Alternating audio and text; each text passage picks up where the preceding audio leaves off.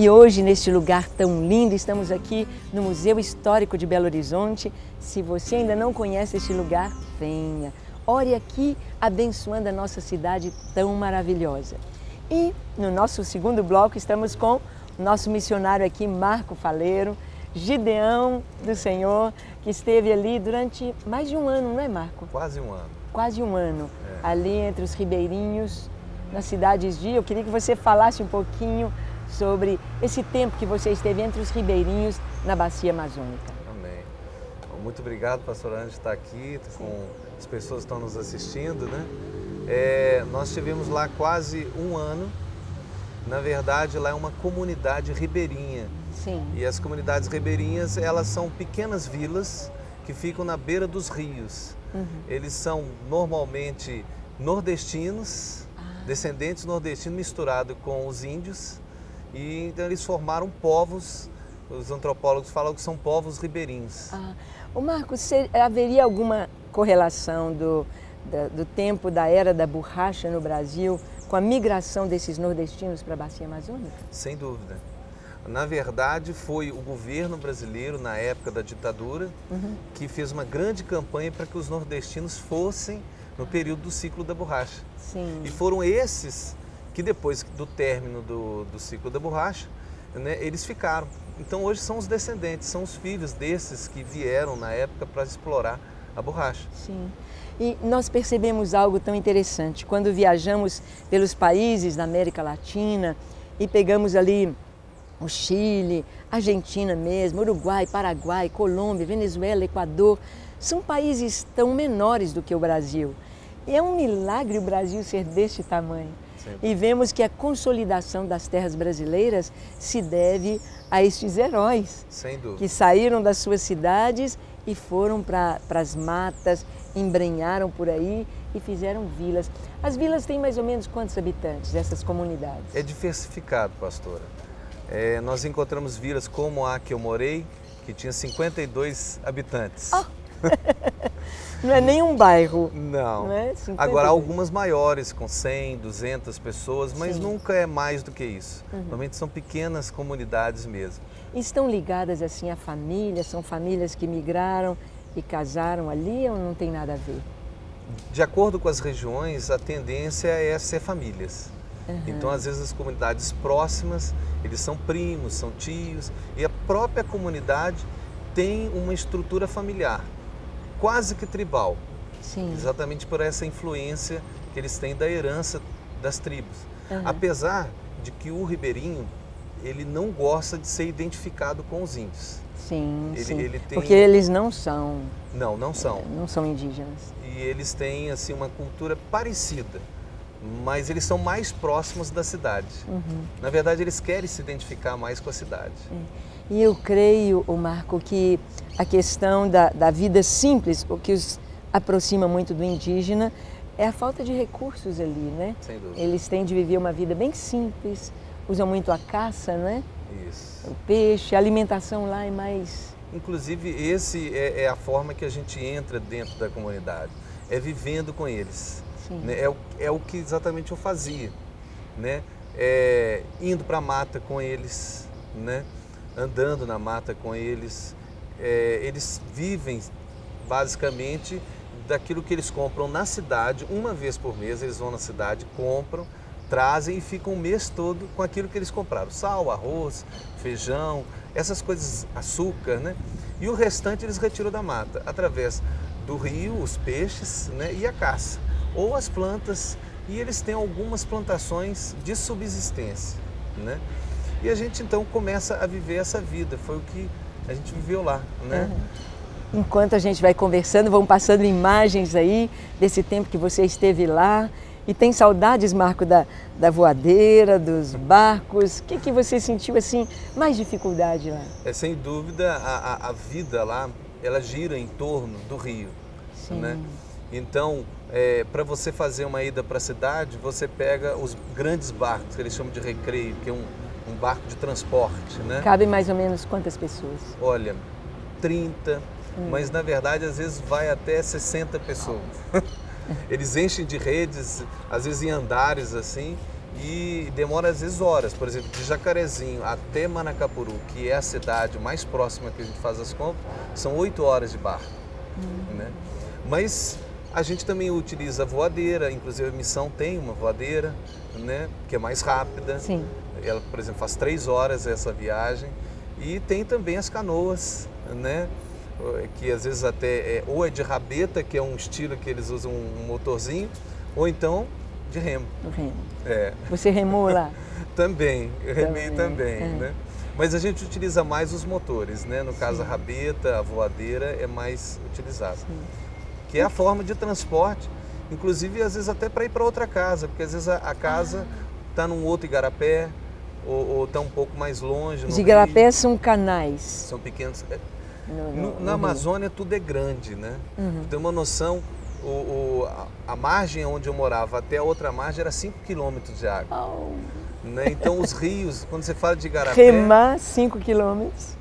Então aí tem que ir realmente de rabeta ou então de voadeira, né? Os igarapés às vezes é o tamanho de um rio São Francisco, de distância. A largura. Né? Então é tudo muito grande na Amazônia, né? E além de você estar no meio da floresta, então não existe estrada, não existe comunicação, né? A gente não tem telefone celular, não tem telefone, né? A gente tinha até um telefone a rádio lá, que funcionava às vezes. Ah, sim. Então a comunicação, a vida muda. Internet, né? nem pensar. Nem pensar. A vida modifica, né?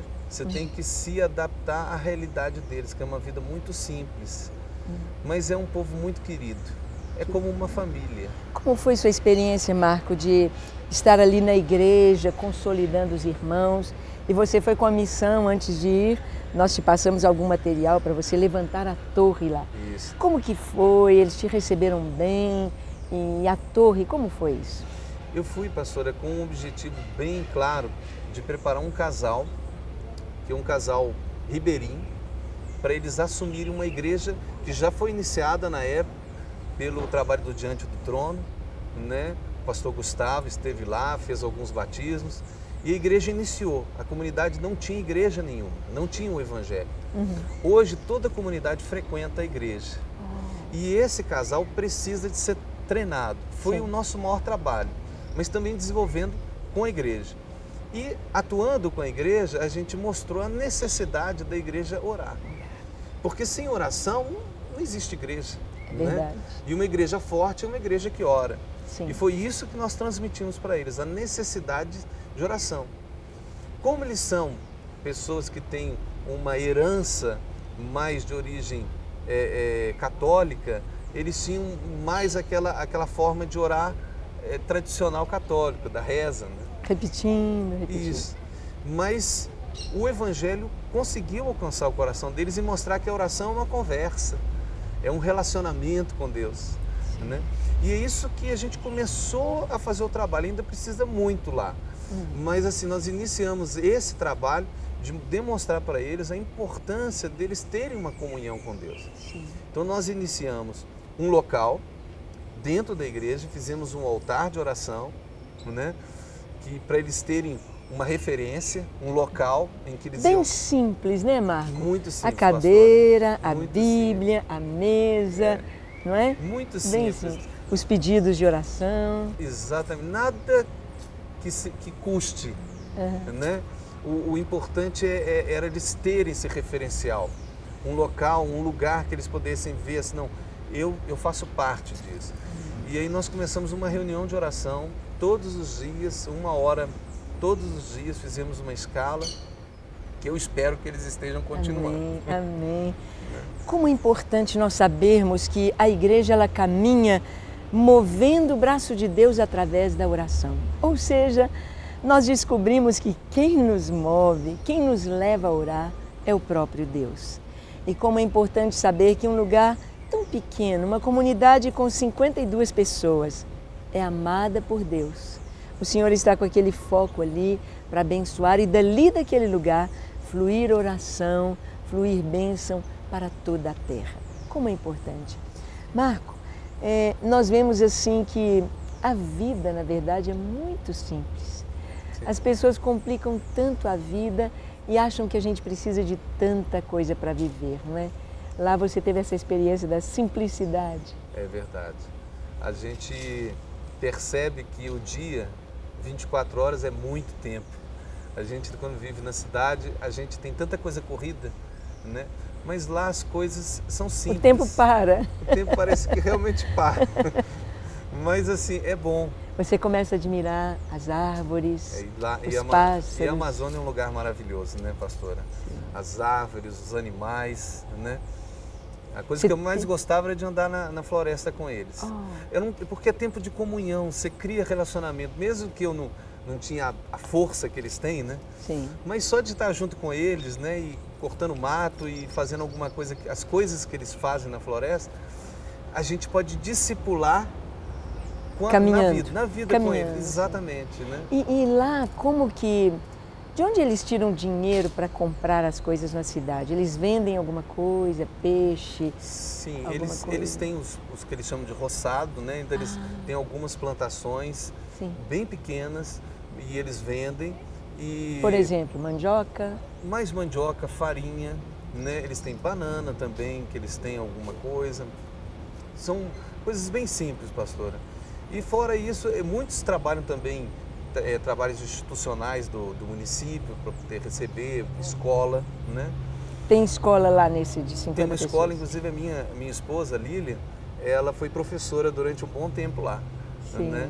E a escola é como escola rural, tem alunos de todas as séries ali. Pastora, esse é um dos grandes problemas da Amazônia, né? As escolas, as salas, né, que são plurisseriais. Então, às vezes, você encontra um menino estudando primeiro ano e quinta série no mesmo lugar. Foi uma das lutas que a minha esposa teve. Ela até dividiu em classes lá, tentou fazer isso. E a gente também desenvolveu um trabalho, inclusive, que a minha esposa desenvolveu na área de artesanato. Que eu acho que é um grande trabalho que pode ser desenvolvido lá. Ela fez aulas de artesanato. Usando argila, usando o que tem lá. Sim. Né? Inclusive as plantas. Tanta coisa pode ser feita, mas alguém precisa chegar e ensinar e falar com eles, né? Dar essa oportunidade para eles, né? Nós vemos aqui o amor de Deus, o carinho do Senhor para com as pessoas em toda a terra. Como Deus mobiliza, como Deus leva os seus filhos, tira de uma cidade grande e leva para uma comunidade tão pequena como esta. E como que a bênção chega, como é importante a educação, o ensino da palavra. Para conhecer a palavra de Deus é preciso ler, preciso ser alfabetizado. Como Deus levou o pastor Marco Faleiro, a sua esposa Lília, ali na comunidade, nos Ribeirinhos. E no nosso próximo bloco, nós vamos conversar um pouquinho com o Marco sobre os desafios que o estão aguardando em Angola, na África. Como será lá em Angola? Vamos ouvi-lo e saber que é tempo de orar. Orar pelas nações. Nações é mais do que países. Dentro do Brasil temos várias nações. Então, precisamos orar por essas nações.